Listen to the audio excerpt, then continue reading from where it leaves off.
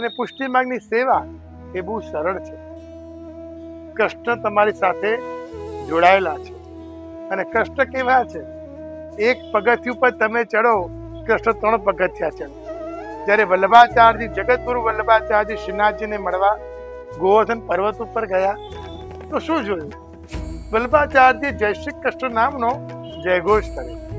કેમ કે મહાપ્રભુજી તો શ્રીનાથજીને મળવા જતા હતા, પણ શ્રીનાથજી બાબા દોડીને મહાપ્રભુજીને મળવા આવ્યા। ત્યારે વલ્લભાચાર્યજી કહે છે મહાપ્રભુજી કે પ્રભુ આ પ્રેમના સાગર છો, અને એવા જ મહાપ્રભુજી પણ પ્રેમના સાગર છે। અત્યંત પ્રેમ ભરેલો છે શ્રી વલ્લભાચાર્ય। તમે ક્યારેક વલ્લભકુલ પાસે જઈને સહજ પ્રેમથી વાત કરશો ને તો તમને અનુભવ થશે, અરે હું તો પ્રેમ ઓછો આપું છું, પણ વલ્લભકુલ મને વધારે પ્રેમ આપે। મને હૃદયથી ચાહે છે કે પ્રત્યેક વલ્લભકુલ એ વૈષ્ણવને ખૂબ ચાહે છે, એને પ્રેમ આપે છે, એને સમજવા પ્રયત્ન કરે છે।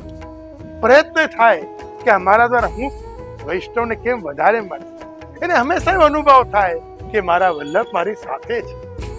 એવો પ્રેમ અને ભાવનો માર્ગ, પરસ્પર પ્રીતિનો માર્ગ, પરસ્પર એકરૂપતાનો માર્ગ એટલે પુષ્ટિ માર્ગ। પુષ્ટિ માર્ગ કેવો?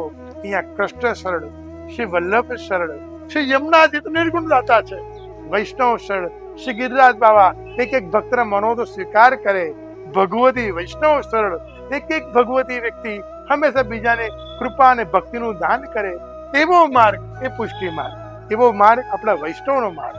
તો આ સરળ અને સહજ માર્ગ, વૈષ્ણવ એટલે પ્રીતિનો માર્ગ, એમાં આપણે જોડાઈએ, વધારે પ્રભુની સેવા કરીએ, ભગવત નામ લઈએ।